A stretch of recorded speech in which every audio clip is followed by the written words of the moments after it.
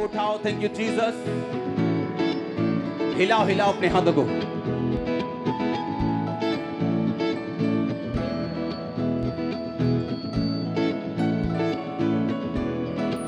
बोलो प्रभु यीशु मसीह, तेरा आत्मा आज हमें छुए, तेरा वचन हमें आजाद करे।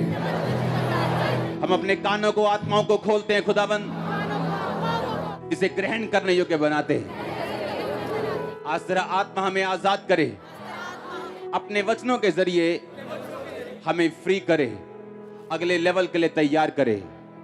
प्रभु यीशु मसीह के सामर्थी नाम में हम मांगते हैं, आमीन। ऊंचा ये आशीष आपकी चर्च। स्वागत है यीशु मसीह की प्रेजेंस में। जो लोग पहली बार आए अपने हाथों को उठाओ, जो आज यहां पहली बार आए, पूरी चर्च इनका स्वागत करो यीशु मसीह के नाम में। क्योंकि ये वो संस्था नहीं जो धर्म बदलती है, ये वो जगह है, ये वो परिवार है, वो जहां पर प्रभु यीशु मसीह हमारा सिर है, हमारा अगुआ, और हम उसके शरीर के अलग अलग अंग हैं। तो इस परिवार में जहां का सिर प्रभु यीशु मसीह, मैं आपका स्वागत करता हूं। जोर से तारीफ करो एक बार, जोर से, आज की मीटिंग के लिए जोर से जोर से। बैठ जाओ अपने शरीर में,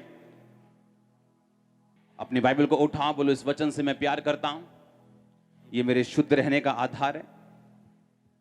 मैं इस वचन से प्यार करता हूं, ये मेरे चंगे रहने का आधार है। मैं मनन करूंगा इन वचनों के ऊपर और फल लेके आऊंगा।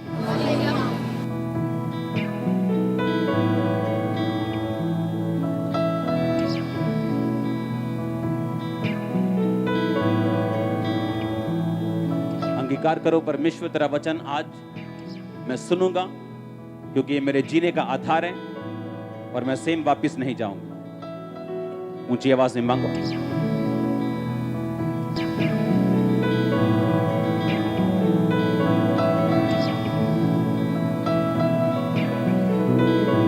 आंखों को बंद करो, प्रार्थना में जाओ सब जन।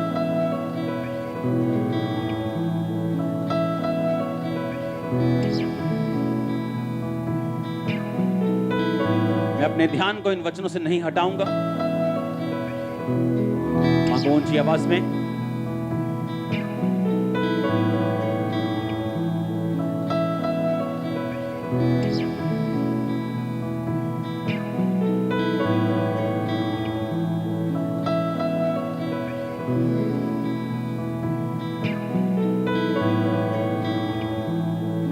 प्रभु यीशु मसीह के नाम में एक बार अपने लिए खुदाबंद की तारीफ कर दो जोर से। आज जब आंखों की टेस्टिमनीज आती हैं, आपको मालूम ये तब की हैं टेस्टिमनीज जब एक बार प्रार्थना हुई थी, और अभी खत्म नहीं हुई टेस्टिमनीज। टाइम नहीं है कि हर वीरवार, हर संडे आपको अकेले टेस्टिमनी कंप्लीट दी जाए, लेकिन आप नोटिस करोगे कि टेस्टिमनीज आती जाएंगी, आती जाएंगी, आती जाएंगी कंप्लीट। क्योंकि उस दिन हजारों लोग थे जिन्होंने हीलिंग पाई। कितने मिनट में? 2 मिनट में। प्रार्थना में 2 मिनट से ज्यादा नहीं लगे होंगे। हालेलुया। क्योंकि वर्ड काम परमेश्वर के वचन ने करना है, मैंने नहीं करना। अगर वो आ चुके हैं, इसका मतलब आप बनाए जाएंगे 100%। वो आपके मिनिस्ट्री के रास्ते हों, वो आपके बिजनेस के रास्ते हों, आपके परिवार के रास्ते हों, आज वो खुलेंगे और ओपन होंगे यीशु मसीह के नाम में। यूहन्ना 1 उसकी 1 आयत में लिखा है, आदि में वचन था। बोलो आदि में वचन था, और वो परमेश्वर के साथ था। फिर से बोलो आदि में वचन था, वचन परमेश्वर के साथ था, वचन परमेश्वर था, यही आदि में परमेश्वर के साथ था। सब कुछ उसी के द्वारा पैदा हुआ, जो कुछ पैदा हुआ उसमें से कोई भी वस्तु उसके बिना पैदा नहीं हुई। उसमें जीवन था, वह जीवन मनुष्यों की ज्योति था। ज्योति अंधेरे में चमकती है और अंधेरे ने उसे ग्रहण नहीं किया। एक मनुष्य परमेश्वर की ओर से आ उपस्थित हुआ, जिसका नाम यूहन्ना था। वह गवाही देने आया कि ज्योति की गवाही दे। ये ज्योति कौन है? यीशु मसीह। हाँ, क्योंकि वो जीवन था। कौन जीवन था? वचन। वही आदि में परमेश्वर के साथ था, वही परमेश्वर था, उसके बिना कुछ भी पैदा नहीं हुआ। वही ज्योति थी, लेकिन उस ज्योति को मनुष्यों ने ग्रहण, अंधकार ने ग्रहण नहीं किया। एक आदमी आया, कहता जिसका नाम यूहन्ना था, उसने उस ज्योति की यानी यीशु की गवाही दी कि ताकि लोग उस पर विश्वास करें। आगे कहता वो आप तो ज्योति ना था। कौन? यूहन्ना। कहता वो आप तो यीशु मसीह नहीं था, परंतु उस यीशु की गवाही देने के लिए आया था कि सच्ची ज्योति जो हर एक मनुष्य को प्रकाशमान करती है जगत में आने वाली थी। वह जगत में था। कौन? यीशु मसीह। जगत उसके द्वारा पैदा हुआ, क्योंकि वचन के द्वारा जगत पैदा हुआ। सब कुछ जो देख रहे हो परमेश्वर ने अपने मुंह से, वचन से बनाया। कहता वो जगत में था, यानी यीशु मसीह अब जगत में था और जगत उसके द्वारा पैदा हुआ था, पर उसी जगत ने उसे नहीं पहचाना। वह अपने घर आया और अपनों ने उसे ग्रहण नहीं किया। कैसे? जैसे उसके सगे भाई बोलते थे, अगर तू परमेश्वर है तो अपने आप को सब पे प्रकट कर, अगर तू परमेश्वर है तो आओ हम यरूशलेम में पर्व में चले। उसने कहा मेरे तुम्हारे लिए सब समय, लेकिन मेरे लिए समय अभी नहीं आया। अपनों ने भी उसे ग्रहण नहीं किया, और बाइबल कहती जहां उसे ग्रहण नहीं किया गया वो वहां बड़े चमत्कार नहीं कर सका, लेकिन दूसरे लोगों में, अन्य जातियों में, दूसरे इजराइलियों में उसने बड़े बड़े काम किए। अंधों को चंगा किया, लंगड़ों को चलाया, आप सब जानते हैं, हाँ या ना। अब कहता पर जितनों ने उसे ग्रहण किया उसने उन्हें परमेश्वर की संतान होने का अधिकार दिया, अर्थात जो उसके नाम पर विश्वास करते हैं। वो ना तो लहू से, ना शरीर की इच्छा से, ना मनुष्य की इच्छा से, परंतु परमेश्वर से पैदा हुए हैं।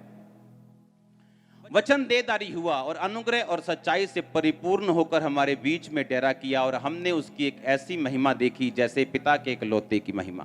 हाँ, फिर बोलो, वचन देहधारी हुआ। वचन कौन था? यीशु मसीह। पहली आयत फिर से पढ़ेंगे। आदि में कौन था? अब बोलो, यीशु था। आदि में यीशु परमेश्वर के, और यीशु, और सब कुछ यीशु के द्वारा जो कुछ पैदा हुआ, कोई भी वस्तु यीशु के बिना पैदा नहीं हुई। अब हम देखेंगे पैदा हुआ कब। उत्पत्ति 1 उसकी 1 आयत पढ़ेंगे। उसमें लिखा, आदि में परमेश्वर ने आकाश और पृथ्वी की सृष्टि की। यहां यीशु मसीह का नाम आया कहीं पे? यहां परमेश्वर है। कौन परमेश्वर? यहोवा परमेश्वर। लेकिन अगर हम इसे असली भाषा में पढ़ें, इब्रानी भाषा में, जिस भाषा में बाइबल लिखी गई थी, उसके 2 वर्ड्स आपकी स्क्रीन के सामने होंगे। कहता आदि में एलोहीम ने, परमेश्वर का मतलब क्या इब्रानी भाषा में? एलोहीम ने आकाश और पृथ्वी की सृष्टि की। एलोहीम का मतलब है प्लूरल ऑफ H433, यानी H433 जो वर्ड है उसका बहुसंख्यक एलोहीम है। अब H433 देखेंगे कि ये कौन सा वचन है जिससे एलोहीम बनाया गया। एलोहीम को प्लूरल यानी बहुसंख्यक किया गया, जैसे एक मछली और मछलियां। ओके, आपको समझ आ रही? यहां पर उसने कहा जो एलोहीम है वो प्लूरल वर्ड है, यानी ऐसा लिखा गया कि मछलियां, बहुत सारे आदमी। तो ये एक परमेश्वर के बारे में एलोहीम नहीं लिखा गया, क्योंकि एलोहीम वचन जो निकला वो निकला 433 से, जिसका मतलब है एलोहा, जिसका मतलब है गॉड, जिसका मतलब है एक परमेश्वर। एलोहीम का मतलब है बहुत सारे, यानी एक से ज्यादा परमेश्वर। इसका मतलब जब परमेश्वर ये बता रहा था उत्पत्ति 1 उसकी 1 आयत में कि आदि में परमेश्वर ने आकाश और पृथ्वी की सृष्टि की। अब परमेश्वर का मतलब है एलोहीम, एलोहा नहीं। एलोहा का मतलब है गॉड, यानी एक गॉड। एलोहीम का मतलब है कि वहां एक जन नहीं था, वहां एक से ज्यादा थे, जिसका मतलब है एलोहीम, इसका मतलब है gods in the ordinary sense, यानी गॉड्स मतलब एक से ज्यादा। इसका मतलब जब परमेश्वर यहोवा ने पृथ्वी को बनाया तो नया नियम क्या कहता है? आदि में वचन था, वचन परमेश्वर के साथ था और वचन परमेश्वर था। अब आपको मालूम हुआ कि जो वचन था वो परमेश्वर के कहां था? साथ था, यानी यीशु परमेश्वर के साथ था और यीशु परमेश्वर था। यही आदि में परमेश्वर के साथ था और सब कुछ यीशु के द्वारा पैदा। अगर अकेला यहोवा परमेश्वर वहां होता तो एलोहीम ना होता, तो होता एलोहा। आदि में एलोहा ने आकाश और पृथ्वी की सृष्टि की। पर वहां था आदि में एलोहीम ने आकाश और पृथ्वी की, यानी वो एक से कौन थे? ज्यादा थे। यानी वहां परमेश्वर था और वहां इसका इकलौता बेटा प्रभु यीशु मसीह था।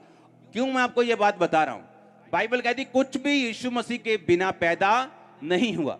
आज जो क्रिश्चियन ये चाहते हैं कि उनकी लाइफ में परमेश्वर बरकत दे, या उनकी लाइफ में फाइनेंशियल बरकत पैदा हो, उनकी लाइफ में बढ़ोतरी पैदा हो, स्थिरता नहीं है मेरी लाइफ में ये नहीं है, मेरी लाइफ में ये अशांति नहीं है, मेरी लाइफ में ये चीजें बिगड़ जाती हैं।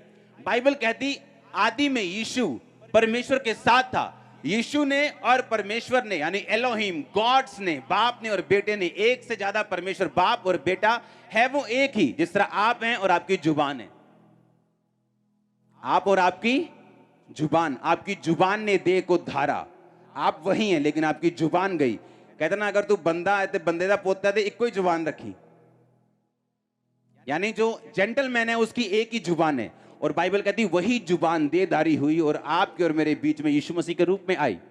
अब आपको समझ आ रही है कि नहीं?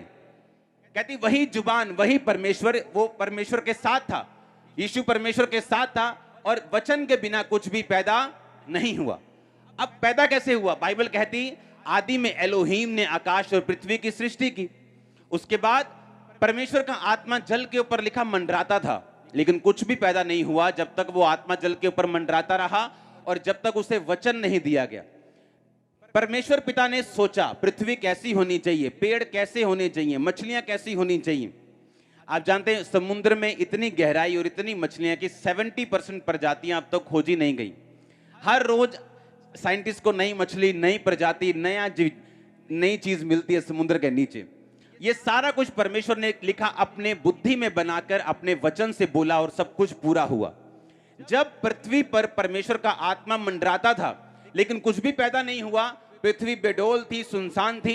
बेडोल सुनसान किस लिए थी? क्योंकि शैतान वहां पर गिराया गया था और उसकी वजह से पृथ्वी बेडोल रही, सुनसान रही। हालेलुया।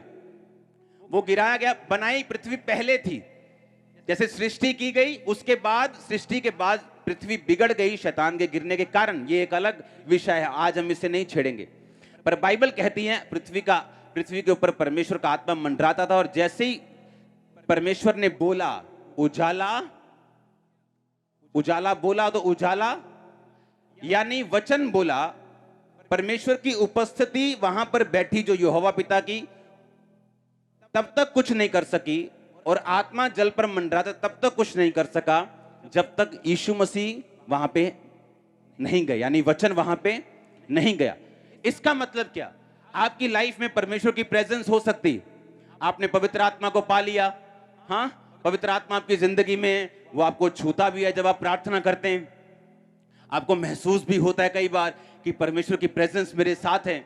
लेकिन बाइबल कहती परमेश्वर की प्रेजेंस कुछ नहीं कर सकती जब तक उसने वचन को नहीं पाया, क्योंकि वचन परमेश्वर के साथ था और कुछ भी वचन के बिना पैदा नहीं हुआ। इसीलिए अगर एक विश्वासी वचन के साथ जुड़ा हुआ नहीं, उसे यह नहीं मालूम कि परमेश्वर का आत्मा जो आपने पाया है वो अपने आप काम नहीं करता जब तक आप वचन अपनी लाइफ के ऊपर नहीं बोलेंगे तो। और जैसे आप वचनों को बोलते हैं, बाइबल कहती कुछ भी वचन के बिना पैदा नहीं हुआ और ना ही होगा। और जैसे आप वचनों को बोलना शुरू करते हैं अपनी लाइफ के ऊपर, आप वचन को पढ़ते हैं रोज, वचन को बोलते हैं रोज, आप वो नहीं बोलेंगे जो आपके दिमाग में आ रहा है, आप वो नहीं बोलेंगे जो आपकी रिपोर्ट में आया है, आप वो नहीं बोलेंगे जो आपको लग रहा है, आप वो बोलेंगे जो बाइबल कहती है। क्योंकि आपको वो पैदा करना है जो मेडिकल साइंस पैदा नहीं कर पाई आपकी लाइफ में, जो हीलिंग है, जो डिलीवरेंस है, आपको वो पैदा करना है जो लोग और रिश्तेदार आपकी लाइफ में पैदा नहीं कर पाए। वो बरकत, वो आशीष, वो ब्लेसिंग, वो फाइनेंशियल कर्सेस से आजाद होना, आपको वो चीज चाहिए जो कोई नहीं कर सका। तो आपका तरीका भी अलग होगा, जिस तरह बाइबल का तरीका है। आप मेरी बात समझ रहे कि नहीं? आपको इमोशन से हटके, भावनाओं से हटके, जो लग रहा है, जो दिख रहा है, जो सोच रहे हैं, उससे हटके आपको वो बोलना है जो वचन में लिखा हुआ है। इसहाक शाम के टाइम वचन का ध्यान करने के लिए जाता था, क्योंकि 20 साल से उसकी वो पत्नी बांझ थी जो परमेश्वर ने खुद भेजी थी आवाज देके उसके बाप के नौकर को। अब उसके बाप के नौकर को परमेश्वर ने खुद निशानियां दी कि ये वही लड़की है जो तेरे मालिक के बेटे के साथ ब्याही जाएगी। और जब वो लड़की को वो लेके आया और इसहाक को दिखाया और इसहाक को बोला कि ये तेरी पत्नी है, उसने कहा अच्छा, ये परमेश्वर ने दी है। उन्होंने कहा ठीक है। और बाइबल कहती 20 साल उनके कोई भी संतान नहीं हुई और वो शाम को वचन का ध्यान करने के लिए जाता था। और जब शाम को क्या ध्यान करता था वचन का, कि जो वचन में लिखा हुआ वो अपने आप पूरा नहीं होता, आपको उसे बार बार पढ़ना पड़ता है, आपको बार बार उस पर मनन करना पड़ता है, उसके लिए टाइम निकालना पड़ता है और उसको अपनी आत्मा में बार बार फीड करना पड़ता है अपनी आत्मा को। चाहे आपको लगे कि असर हो रहा है, चाहे आपको लगे असर नहीं हो रहा, पर आपको लगातार उस वचन से अपने आप को फीड, अपने आप को खिलाना होता है, आपको वो वचन बार बार बार बार बार बार। बाइबल कहती है जो परमेश्वर की आज्ञाओं से अति प्रसन्न रहता है। उसने ये नहीं कहा जो हाहें भर भर के परमेश्वर का वचन मानते हैं, उसने कहा जो उसकी आज्ञाओं से अति प्रसन्न रहते हैं। वो नहीं जिसने सिगरेट छोड़ी और दूर से कोई सिगरेट पी रहा है तो देखो यार पूरा दिल कर रहा है सिगरेट पीना और दिल में दुखी हो रहा है मैं क्रिश्चियन बन गया। ये अभी भी बॉन्डेज है, ये अभी भी बंधन है, ये सही चीज नहीं है। ये निशानी है कि अभी तक आप डिलीवर नहीं हो पूरी तरह से, अभी तक आप फ्लाइट लेने के लिए, आत्मिक उड़ान भरने के लिए आप तैयार नहीं हो। ये निशानी है इस बात की। अभी भी आपको ब्लू फिल्म देखने का अटैक होता है, ये निशानी है कि आप फ्लाइट लेने के लिए तैयार नहीं हो। अभी भी शराब पी के करता है यार, की करिए यार, फंस गए यार, चलो ले आओ यार 2 पैग। इसका मतलब अभी आप तैयार नहीं। कितने मेरी बात को समझ रहे हैं? लिखा जो उसकी आज्ञाओं से अति प्रसन्न रहते हैं, जिसके लिए अब ये चीजें कचरा बन चुकी हैं, उसे कोई मतलब नहीं, वो इग्नोर करता है इन चीजों को। इसका मतलब ये नहीं कि ये चीजें उस पर अटैक नहीं करती या उसका दिल नहीं करता, पर उसको मालूम है ये नथिंग है, ये जीरो है, ये बेइज्जती करवाने के लिए, ये डाउन करवाने के लिए, ये परमेश्वर से दूर लेके जाने के लिए, ये अपनी ग्लोरी, अपनी महिमा, अपनी लगाई गई परमेश्वर की आग पर पानी डालने के लिए। तो आप इनसे दूर रहेंगे और आज्ञाओं से अति प्रसन्न रहेंगे। उसने कहा अगर तू मेरी आज्ञाओं से अति प्रसन्न रहेगा, खुश रहेगा, आहें भर भर के नहीं करेगा, उसने कहा तुम तेरा वंश पृथ्वी के ऊपर प्राकर्मी होगा। तेरा वंश, तेरे बच्चे पृथ्वी के ऊपर प्राकर्मी होंगे। इमेजिन करो इसहाक इसी वचन के साथ वो मनन करने के लिए जाता होगा कि मैं परमेश्वर की आज्ञाओं से अति प्रसन्न हूं। उसे कोई मलाल नहीं कि जो पत्नी परमेश्वर ने भेजी वो 20 साल से बांझ है, उसके पास खरबों रुपए की प्रॉपर्टी थी, उसे कोई डर नहीं था कि इसका वाली वारिस कौन होगा, ये नौकर चाकर क्या, उसे कोई चिंता नहीं थी। बाइबल कहती वो अति प्रसन्न था और परमेश्वर की आज्ञाओं के ऊपर मनन करता था, वचन के ऊपर मनन करता था।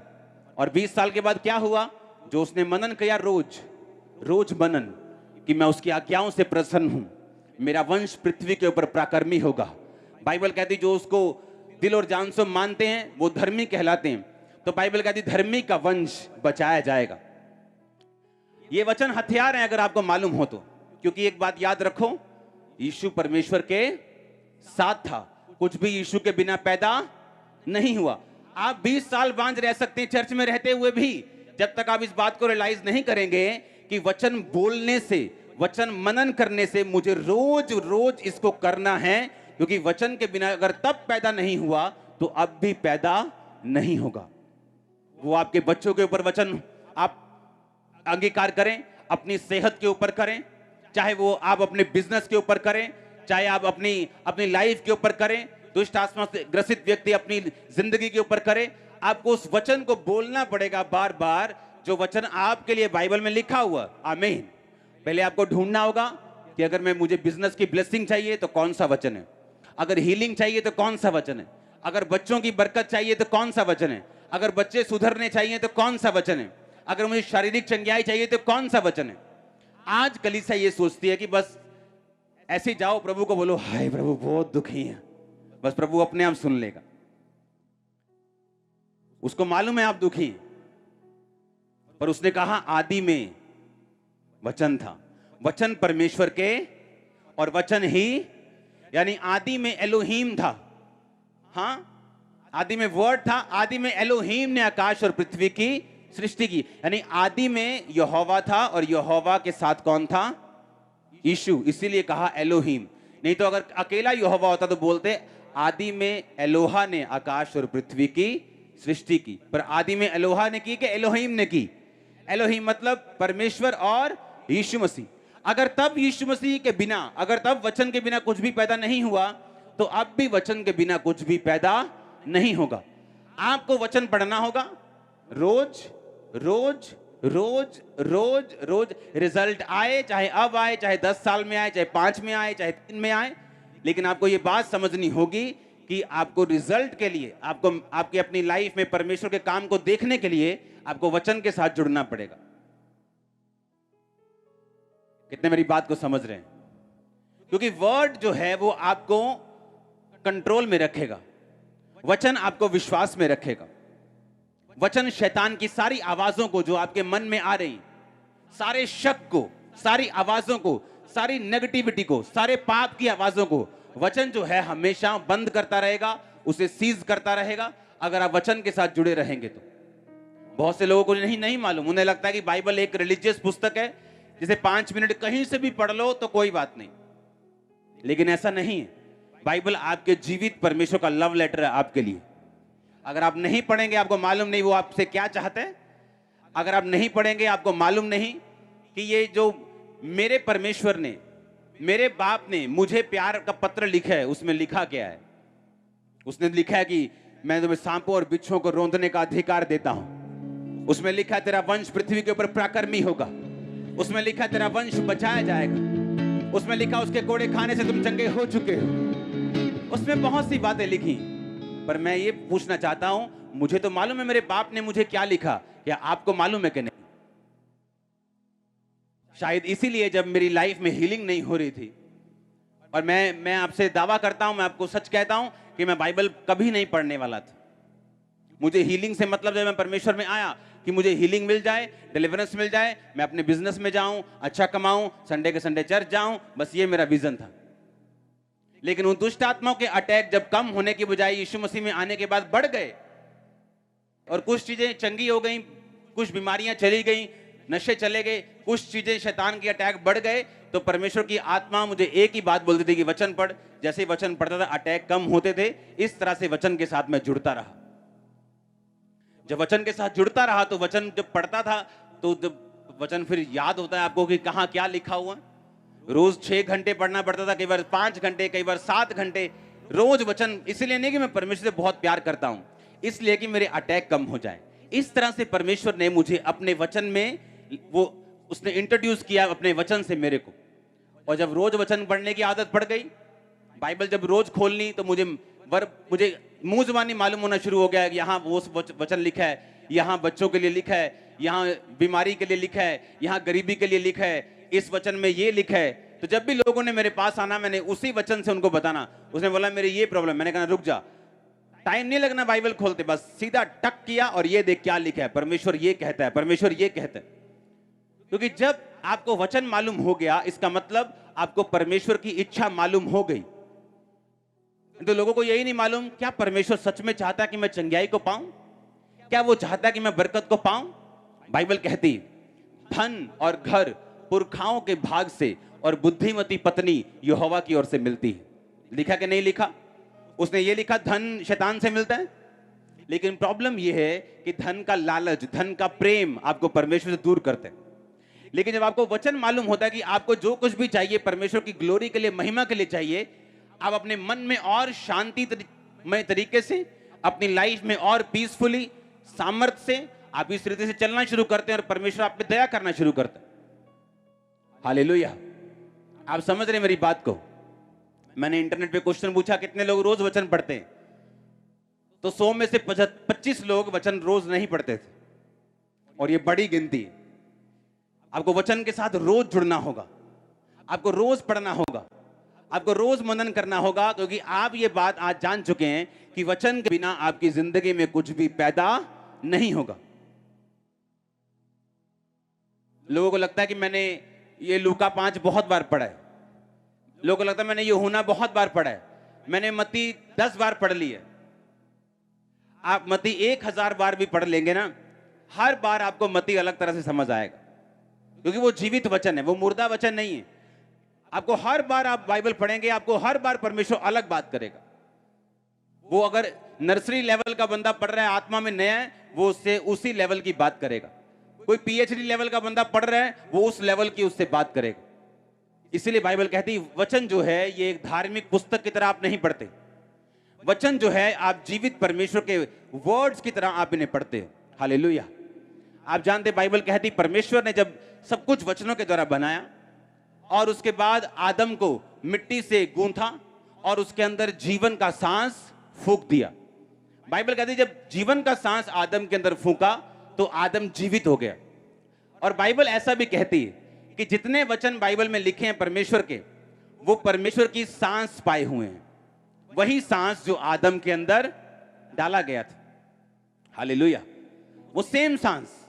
इसलिए जब भी आप परमेश्वर का वर्ड पढ़ोगे, अगर आप डेथ फेस कर रहे हो अपनी फाइनेंशियल लाइफ में, डेथ फेस कर रहे हो अपनी स्पिरिचुअल लाइफ में, या अपनी फिजिकल लाइफ में, अपनी सेहत में, अपनी मानसिक में, अपनी मैरिड लाइफ में, जैसे आप वचन के साथ जुड़ते हैं, लाइफ आपके अंदर एंटर करना शुरू करती है। क्योंकि वो सेम लाइफ जो आदम के अंदर थी, परमेश्वर ने सांस से फूकी, वही सेम सांस परमेश्वर के वचन के ऊपर आज भी है। हालेलुया।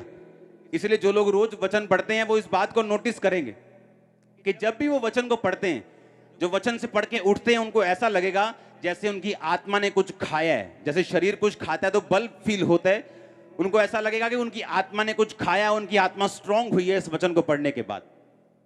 हालेलुया। अपने पड़ोसी को बोलो वचन को पढ़, ऊंची आवाज में बोलो, रोज पढ़, बोल, तारीफ करो जोर से।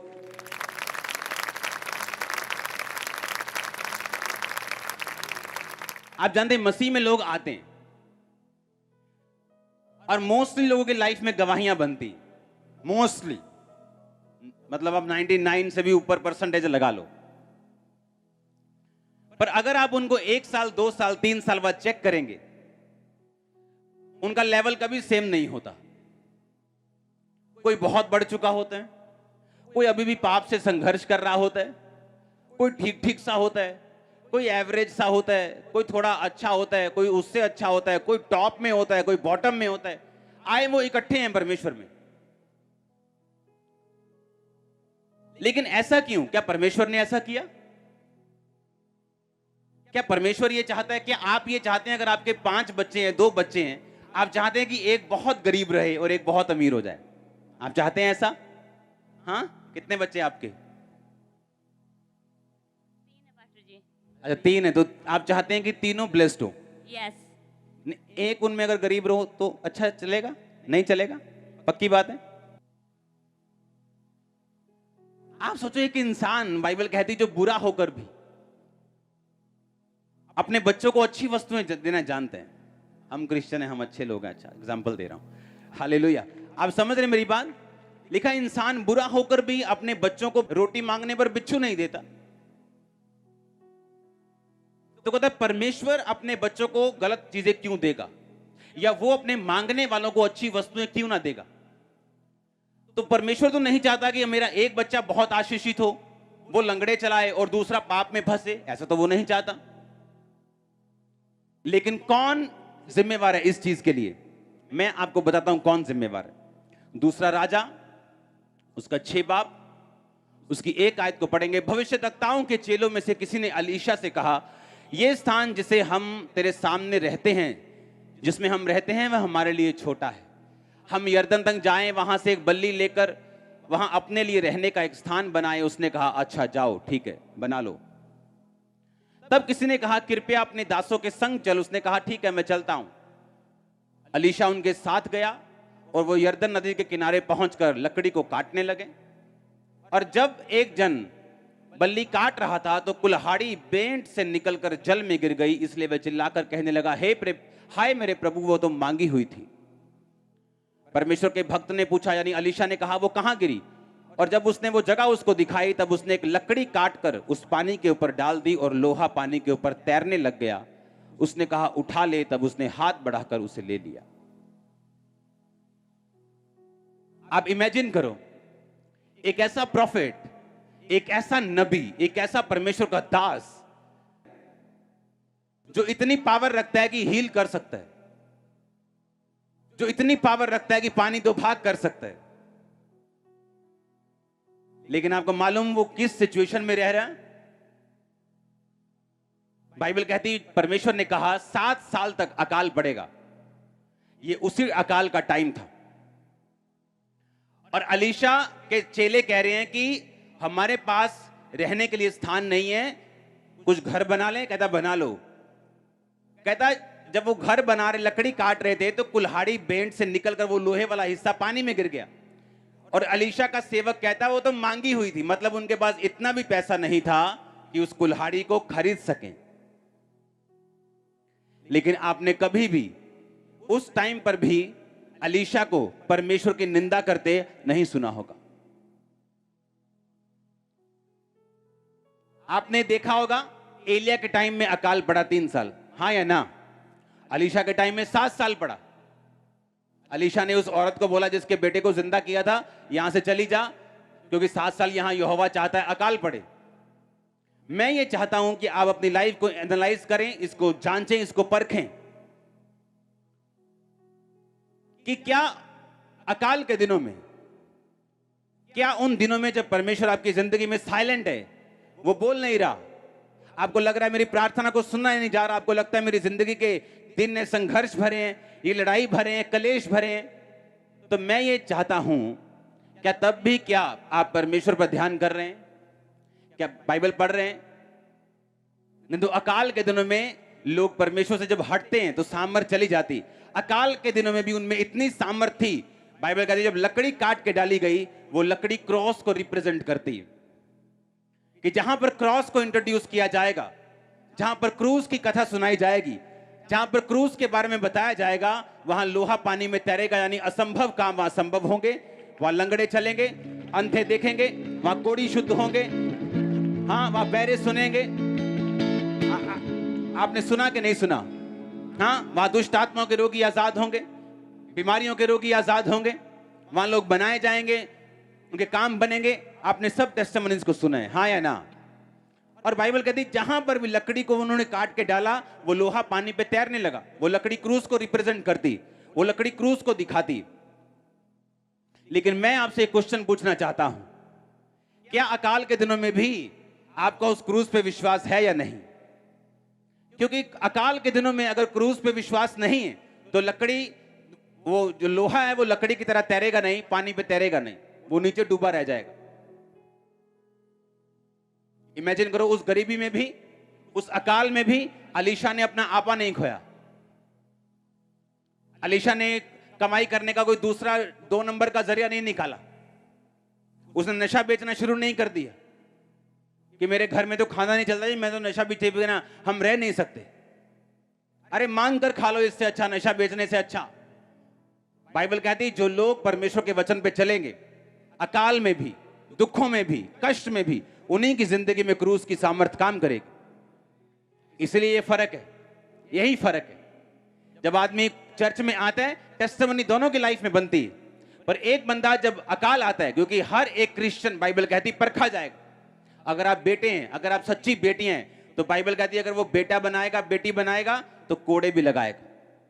कहता अगर वो तुम्हें अपना बच्चा बनाएगा तो कोड़े भी लगा के जांचेगा कि सचमुच तुम उसके प्यार के काबिल हो या नहीं। क्या तुम्हें इतनी बड़ी बरकतें परमेश्वर देना जो चाहता है, क्या तुम उसके काबिल हो या नहीं? क्या तुम उन्हें संभाल सकते हो? क्या अपनी लाइफ की नेगेटिव स्थितियों में भी, दुखों में भी, जब शैतान आप पे सवाल पूछने को आप मजबूर कर दे कि तेरी लाइफ में ऐसा क्यों हुआ, ये क्यों हुआ, ये मौत क्यों हो गई, ये फलाना क्यों हो गया, फलानी चीज क्यों चली गई, तब भी आप क्या करो उसकी पर, उसकी सामर्थ पर विश्वास करके बने रहेंगे, खड़े रहेंगे। इमेजिन करो, सब तरफ अकाल पड़ा हुआ है, एक कुल्हाड़ी खरीदने के पैसे नहीं, पर कुल्हाड़ी को पानी पे तराने की सामर्थ उसमें जरूर मौजूद है। इमेजिन करो, आज का कोई बंदा होता ना, बोलता नहीं नहीं ये पावर जो है ना, ये हेलीकॉप्टर तो आना चाहिए इस पावर में, ये जो पावर मिली है ना, इससे तो चाहे करैक्टर ढीला ही हो। इसीलिए इस बात का भी ध्यान रखो कि आपकी लाइफ में जितनी मर्जी पावर हो, अपने करैक्टर को ढीला मत छोड़ो। पता है क्यों? क्योंकि ये ढीले करैक्टर आपको लंबे टाइम में दिखेंगे नहीं। मैंने लोगों को देखा है पावर ले ली, मिसयूज, पैसे के लिए, चीजों के लिए, एक झटका लगा, परमेश्वर ने उड़ा के वो भेज दिए वापिस।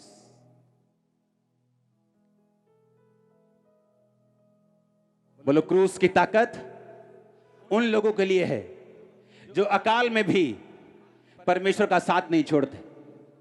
आमीन। अगर आप देखें, एलीशा ने बड़े बड़े काम किए, मुर्दे उसकी कब्र में लग के जिंदा हो गए, खुद एलीशा मरा हुआ,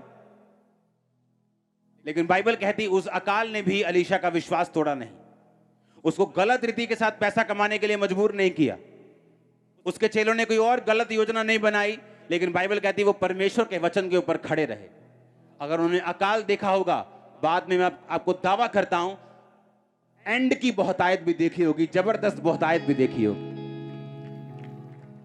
होगी, 100%। परमेश्वर ने राजा को ठहराया, शाऊल को।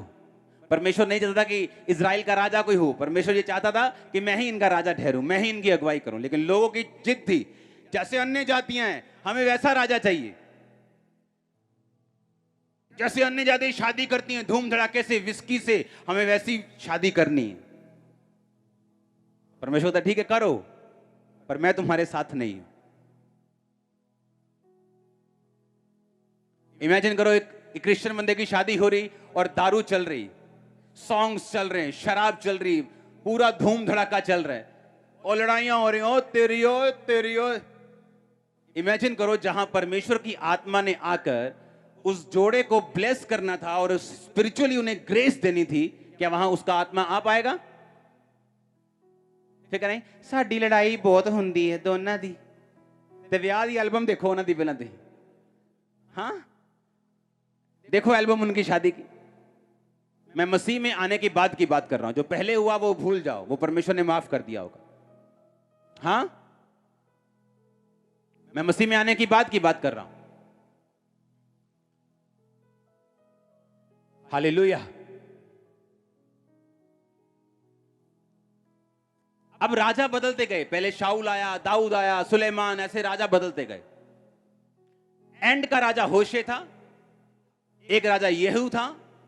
अब मैं एक राजा की स्टोरी आपको बताता हूं, जब वो राजा बना उसने क्या किया।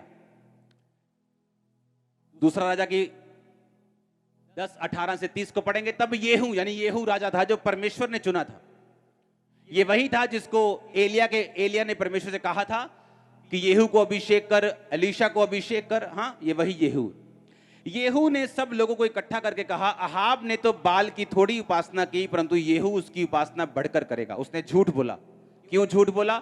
वो चाहता था कि बाल के जितने नबी हैं वो सारे इकट्ठे हो जाएं, मैं एक बार में उन्हें मार दूं, ताकि परमेश्वर का जो किंगडम है वो इन नबियों से आजाद हो जाए। आगे, इसलिए बाल के सब नबी, उपासक और सब याजक मेरे पास बुलाओ, कोई भी रह ना जाए, क्योंकि बाल के लिए बड़ा यज्ञ होगा, जो कोई ना आएगा वो जीवित ना बचेगा। येहू ने ये काम कपट करके बाल के सब उपासकों को नष्ट करने के लिए किया। येहू ने कहा, बाल की एक पवित्र महासभा का प्रचार करो। तब लोगों ने प्रचार किया। येहू ने सारे इजराइल में दूत भेजे, तब बाल के सब उपासक आए, यहां तक कि कोई ना रह गया जो ना आया हो। वे बाल के भवन में इतने आए कि एक सिरे से दूसरे सिरे तक भर गए। तब उन्होंने उस मनुष्य से जो वस्त्र के घर का अधिकारी था कहा, बाल के सब उपासकों के लिए वस्त्र ले आ। अतः वह उसके लिए कपड़े निकाल कर ले आया। तब येहू रेकाब के पुत्र योहोनादाब को संग लेकर बाल के भवन में गया और बाल के उपासकों से कहा, ढूंढ कर देखो यहां तुम्हारे संग यहोवा को कोई उपासक तो नहीं है, केवल बाल के ही हैं। तब वे मेल बलि और होम बलि चढ़ाने के लिए भीतर गए। येहू तो 80 पुरुष बाहर ठहरा कर उनसे कह चुका था कि यदि उन मनुष्य में से जिसे मैं तुम्हारे हाथ में कर दूं कोई बच गया तो तुम्हें अपनी जान देनी पड़ेगी उसकी जान के बदले। तब वह होम बलि चढ़ा चुका और येहू ने पहरुओं और सरदारों से कहा, भीतर जाकर उन्हें मार डालो, कोई बचने ना पाए। तब उन्होंने उन्हें तलवार से मारा और पहरुए और सरदार उनको बाहर फेंक कर बाल के भवन के नगर को गए। उन्होंने बाल के भवन की लाठें निकाल कर फूंक दी और बाल की लाठ को तोड़ डाला। बाल के भवन को ढाकर शौचालय, टॉयलेट बना दिया और वो आज तक ऐसा ही है। यूं येहू ने बाल का इजराइल में से नाश कर कर उसे दूर किया। तो भी नबात के पुत्र यारोबाम जिसने इज़राइल से पाप करवाया था, उसके पापों के अनुसार करने बेतेल और दान में सोने की बछड़ों की पूजा, उससे येहू अलग ना हुआ। यहोवा ने येहू से कहा, इसलिए कि तूने ये किया जो मेरी दृष्टि में ठीक है और अहाब के घराने से मेरी इच्छा के अनुसार बर्ताव किया, तेरे पड़पोते के पुत्र तक तेरी संतान इज़राइल की गद्दी पर विराजती रहेगी। इस वचन को ऐसा ही रखना। परमेश्वर ने येहू से कहा, मैं ये आपको पता क्यों दिखा रहा हूं, आपको परमेश्वर का दिल मालूम होगा वो कैसा है। हालेलुया, जोर से एक बार हालेलुया बोल दो। आप जानते येहू ने अहाब के घराने को खत्म किया था। अगर आप इस 10 बाब को शुरू से पढ़ेंगे, एक आयत से आपको मालूम होगा। बाइबल कहती अहाब जो था वो इज़राइल से दूसरे पूजा करवाने वाला था मूर्तियों की, और परमेश्वर उससे नाराज था। और परमेश्वर ने येहू को चुना और बोला अहाब के पूरे घराने को नष्ट करना। उसने अहाब को मारा, अहाब के 70 बेटों को मारा। उसके बाद बाल के सब नबी इकट्ठा कर लिए, उन्हें कहा कि सब आ जाओ, बड़ा प्रोग्राम है तुम्हारे लिए। सारे आगे होते तो ये अंधे गूंगे बहरे, इनको मालूम तो होता नहीं होने क्या वाला है। अंदर आगे उसने कहा कपड़े दे दो इनको, मगर ले अभी कपड़े, कितने सोने कपड़े। इतना नहीं बताइए तुम ये हार डल रहे हैं बकरों के जैसे, तुम कटने वाले। उसके बाद उसने कहा कि जितनों के कपड़े डले उन अपने बंदों को बोल दिया इनको मार दो, और उन्होंने मार दिया। और परमेश्वर ने देखा, क्या देखा आप जानते, परमेश्वर ने जब दाऊद से खुश होकर कहा था कि जब तक तेरा वंश होगा, तेरा वंश हमेशा इस गद्दी के ऊपर विराजमान रहेगा। कितने मेरी बात को समझ रहे हैं? हमेशा के लिए। क्यों? क्योंकि दाऊद से परमेश्वर खुश था। बाइबल कहती बैतशेबा के अलावा पूरी उम्र भर उसमें कोई भी कमी नहीं पाई गई। उस कमी का उसको रिजल्ट मिला, उसको पाप का सिला मिला, उसके घर में तलवार चली, बहुत सी दुख उसको आए, वो अलग बात है। लेकिन बाइबल कहती दाऊद परमेश्वर के दिल के अनुसार चलने वाला इंसान था। और जब परमेश्वर के अनुसार, वचन के अनुसार वो चलता था, तो परमेश्वर ने कहा था तेरे वंशों तक, तेरे पोते पड़पोते पड़पोतों के पड़पोते उनके पड़पोते, हमेशा इस गद्दी के ऊपर तेरा ही वंश विराजेगा। हालेलुया। और उसके वंश ने अगर गलतियां भी की तो भी परमेश्वर ने पूरा इज़राइल उससे नहीं लिया। परमेश्वर ने कहा यहूदा के ऊपर तेरा वंश विराजता रहेगा, क्योंकि इन्होंने गलतियां की हैं और तेरे अनुसार जिस तरह तू मेरे साथ चलता था उस तरह ये नहीं चले। पर उसकी गद्दी परमेश्वर ने नहीं ली। अब अगर आप बाकी राजाओं को देखो, किसी ने 2 साल राज किया, किसी ने 16 साल राज किया, किसी ने 12 साल राज किया, किसी ने 20 साल राज किया, और इतने सालों में वो उतरते गए या मरते गए या किसी न किसी वो साजिश का शिकार हो जाते थे। पर येहू ने क्या किया? जब येहू आया तो इसने पहले तो अहाब को मारा, उसके वंश को मारा। तब मारना अलाउड था शारीरिक रूप में, अब मारना अलाउड नहीं। उसके बाद उसने क्या किया? उसने बाल के नबियों का नाश किया, बाल की जगहों का नाश किया। बाइबल कहती पर कुछ कमियां येहू की जिंदगी में रह गईं। परमेश्वर कहता कुछ कमियां रह गईं, इसलिए मैं तुझसे यह वायदा करता हूं कि तेरी घराने के ऊपर तेरी संतान जो है वो कितने तक? पड़पोते के पुत्र तक। कहता जितने काम तूने कर दिए, तेरा पोता, उसका बेटा और उसका बेटा, यहां तक तेरे जो वंश है वो इस गद्दी के ऊपर विराजमान रहेगा। अब मैं आपसे एक क्वेश्चन करता हूं। येहू को परमेश्वर ने कहा तेरे पड़पोते के बेटे तक इस गद्दी पे जिस पर तू बैठे है विराजमान रहेंगे, इसे कोई छीन नहीं पाएगा, कोई बंदा तेरे साथ गद्दारी करके इसको ले नहीं पाएगा। अब मैं आपसे एक क्वेश्चन करता हूं। दाऊद को परमेश्वर ने कहा मैं तेरे वंशों तक, जब तक तेरा वंश रहेगा इस गद्दी पर कोई ना कोई विराजमान रहेगा। और किसी किसी राजा को 20 साल भी राज करने नहीं दिया, और किसी किसी राजा को यह बोला कि तेरे पड़पोते के बेटे तक मैं तुम्हें राज करने दूंगा। अब फर्क क्या है? आपको मालूम हुआ फर्क क्या है? फर्क यह है कि दाऊद ने पूरे मन से परमेश्वर को माना और एक भी गलती ऐसी नहीं की। लेकिन इसने क्या किया? इसने 29 आयत में लिखा, इसने बाकी सारे काम तो किए पर बछड़ों की पूजा से येहू अलग नहीं हुआ। पॉलिटिकल रीजन के कारण कि उसके राज में कुछ लोग हैं जो ऐसे काम करते हैं। अगर वो ऐसे उनको खत्म करता है तो वो राजा से नाराज रहेंगे, एक तबका उसका खिलाफत रहेगा, एक तबका उसका विरोधी रहेगा, पॉलिटिकल रीजन। और परमेश्वर ने कहा ये कारण कि तूने मेरी बात तो सुनी, अहाब दुष्ट के घराने को खत्म कर दिया, बाल को खत्म कर दिया, तूने सारे काम कर दिए, लेकिन तू एक कमी तेरी लाइफ में थी। अब मैं तुम्हें दाऊद के जैसे ब्लेस तो नहीं करूंगा वंशों तक, लेकिन हाँ तू इतना आशीष पाएगा कि पड़पोते के बेटे तक तुझे ये वंश तेरी गद्दी पर बैठेगा। अब मैं आपसे ये पूछता हूं, अब आप ये सोचो कि जो कुछ मनुष्यों ने परमेश्वर के साथ किया उसी के जैसा बदला परमेश्वर ने उनको दिया। अगर किसी ने पूरा परमेश्वर को माना, परमेश्वर ने कहा तेरे वंश वंश वंश चलते रहेंगे जब तक धरती पे रहेंगे। किसी ने ठीक ठीक किया, परमेश्वर ने कहा ठीक ठीक आशीष मिलेगी। किसी ने अच्छा किया, परमेश्वर कहता पड़पोते के बेटे तक तुम्हें आशीष दूंगा। किसी ने गलत किया और अहाब के जैसा, यारोबाम के जैसा बाइबल कहती है काम किया, किसी को 2 साल राज मिला, किसी को 4 साल मिला, किसी को 10 साल मिला, किसी को 19 साल मिला, लेकिन उसके बाद वो राज आगे नहीं चला। इसका मतलब आप कितना बढ़ सकते हैं, इसका मतलब आप प्रभु से क्या ले सकते हैं, ये परमेश्वर पे निर्भर नहीं करता, आप पे निर्भर करता है। आमीन। बाइबल कहती है वो न्यायी परमेश्वर है, वो न्याय करने वाला परमेश्वर, वो आपको वही देगा जो आपने बोया था। अपनी जवानी के दिनों में हर जगह मुंह मार के 15 बॉयफ्रेंड 15 गर्लफ्रेंड बना के आप एक्सपेक्ट नहीं कर सकते आपको अच्छी पत्नी या अच्छा पति मिलेगा। मैं सीधा बता रहा हूं, ऐसा होगा, आप नहीं एक्सपेक्ट कर सकते। आप सोचिए मत, ये भूल जाओ आप कि जवानी में गंद डाल के पूरा आप फिर बोलोगे आपकी मैरिड लाइफ सेट हो जाए, ऐसा नहीं होगा। क्योंकि जो कुछ आप परमेश्वर को आज देंगे, परमेश्वर उसको चेक करेगा और आपका फ्यूचर वैसा ही होगा। जो कुछ आपने मसीह में आने से पहले किया, वो जितना मर्जी बड़ा पाप क्यों ना हो, वो सारे माफ हो चुके हैं अगर आप यीशु मसीह को मानते हैं। उनका एक भी असर आपकी लाइफ के ऊपर नहीं, एक भी नेगेटिविटी आपकी लाइफ के ऊपर नहीं आएगी, एक भी गलत असर आपकी लाइफ के ऊपर नहीं आएगा। लेकिन मसीह में आने के बाद परमेश्वर कहता है जो तू मेरे साथ करेगा मैं तेरे साथ करूंगा।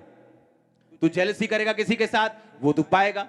तू जितना मेरे साथ चलेगा, जितनी मेहनत होगी, जितनी प्रार्थना होगी, जितना बोना होगा, मैं उसी के हिसाब से तेरा आने वाला फ्यूचर डिसाइड करूंगा और बनाऊंगा। हालेलुया। हमारे YouTube चैनल को सब्सक्राइब करें ताकि आप परमेश्वर के गहरे वेदों को जान सकें कि कैसे आप परमेश्वर में बढ़ सकते हैं, कैसे आप दुष्ट आत्माओं से, नशों से, बीमारियों से और वंशों के श्रापों से आजाद हो सकते हैं।